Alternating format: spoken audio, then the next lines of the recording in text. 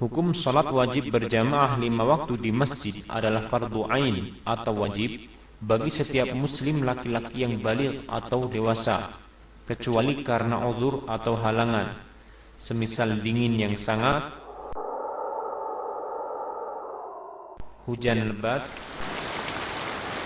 ingin buang hajat, atau telah terhidangnya makanan. Di antara dalil-dalil atau hal-hal yang menunjukkan wajibnya sholat berjamaah adalah: pertama, Allah Subhanahu wa ta'ala memerintahkan untuk didirikannya sholat khauf, yaitu sholat tatkala dalam keadaan perang. Sholat khauf dilaksanakan secara berjamaah. Apabila dalam keadaan perang berkecamuk, sholat wajib tetap harus dilaksanakan secara berjamaah, maka terlebih lagi dalam keadaan aman atau tidak perang, hukumnya lebih wajib lagi. Kedua, Allah Subhanahu wa ta'ala memerintahkan kaum muslimin agar mereka ruku bersama orang-orang yang ruku, sebagaimana dalam surah Al-Baqarah ayat 43. وَأَقِيمُوا الصَّلَاةَ وَآتُوا الزَّكَاةَ وَارْكَعُوا مَعَ الرَّاكِعِينَ.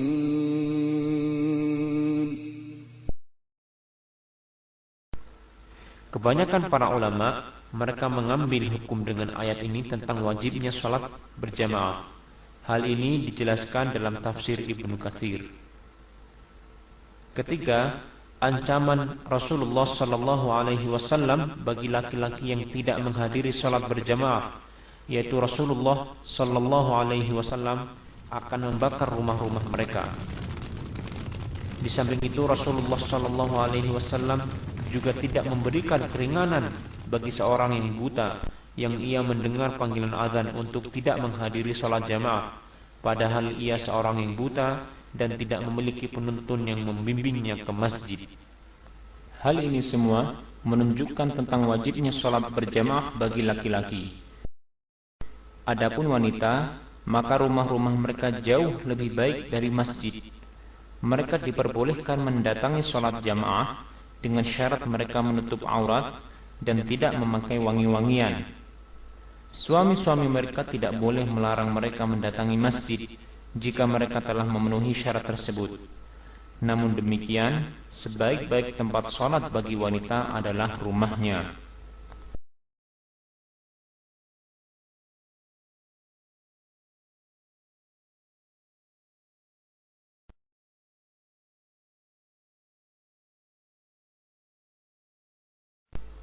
Wajib bagi setiap kaum muslimin tatkala mereka berjalan menuju masjid, mereka berjalan dengan tenang dan tidak boleh berjalan dengan terburu-buru atau berlari-lari. Allahumma ij'al fi qalbi nuran wa fi lisani nuran waj'al fi sam'i nuran waj'al fi basari nuran waj'al min khalfi nuran ومن أمامي نورا واجعل من فوقي نورا ومن تحتي نورا اللهم أعطني نورا. Tatkala hendak masuk ke dalam masjid, maka dahulukan kaki kanan, kemudian bacalah doa, Allahumma aftah li abwaab rahmatik.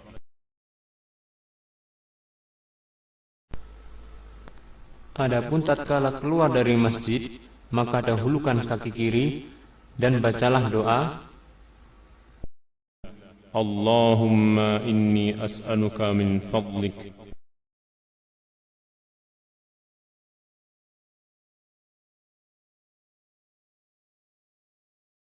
Wajib bagi imam untuk tidak memulai salatnya sampai shaf menjadi lurus, baik ia meluruskannya sendiri atau ia menyuruh orang lain untuk meluruskan shaf tersebut.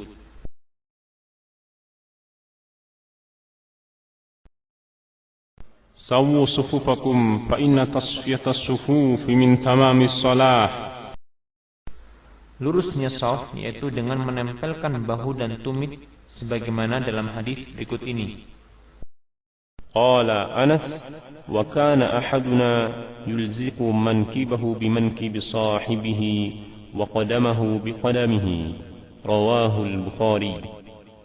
وقال النعمان رأيت الرجل منا يلزق كعبه بكعب صاحبه رواه البخاري.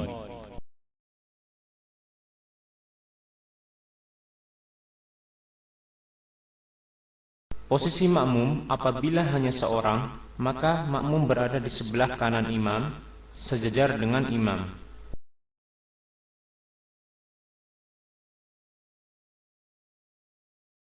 Adapun jika makmum 2 orang atau lebih, maka berdiri di belakang imam.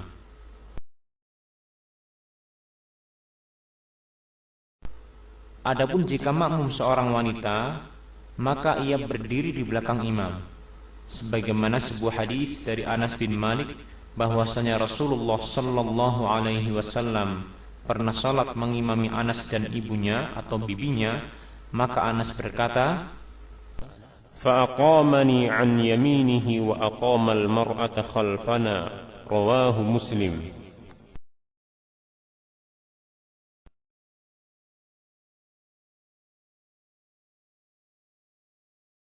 tidak ada salat sunnah apabila telah dikumandangkan iqamah. Rasulullah sallallahu alaihi wasallam telah bersabda,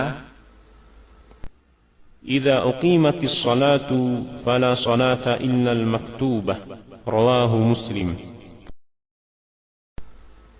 jadi apabila telah dikumandangkan iqamah, maka wajib bagi orang yang sedang melaksanakan salat sunnah untuk membatalkan salatnya, walaupun ia hampir selesai, karena adanya larangan dari Rasulullah sallallahu alaihi wasallam tersebut.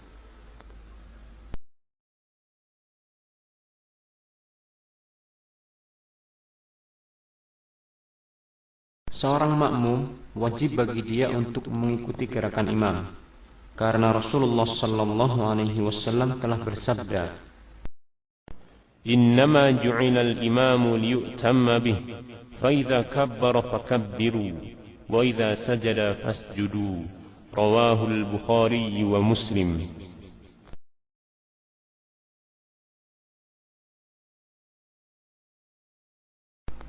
makmum yang masbuk atau terlambat, maka dia bertakbir kemudian langsung mengikuti gerakan imam. Allahu Akbar. Karena Rasulullah sallallahu alaihi wasallam telah bersabda, إذا أتى أحدكم الصلاة والإمام على حال فليصنع كما يصنع الإمام رواه الترمذي.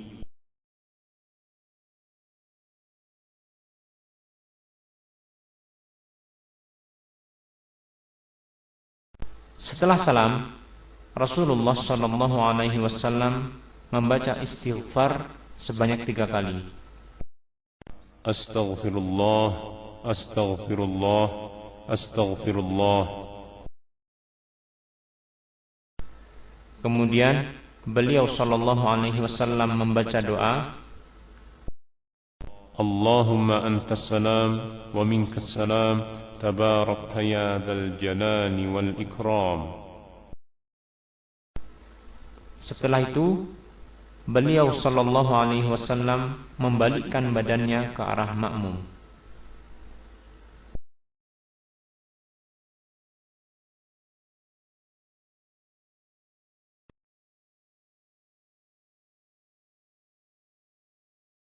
Jika imam batal, maka makmum yang berada di belakang imam langsung menggantikannya dan meneruskan salat tanpa harus mengulangi terlebih dahulu. Oleh karena itu, hendaklah makmum yang berada di belakang imam adalah orang yang mengerti mengenai ajaran atau sunnah Rasulullah sallallahu alaihi wasallam, sebagaimana sabda Rasulullah sallallahu alaihi wasallam, liyaliyani minkum ulul ahlami wan nuha rawahu Muslim.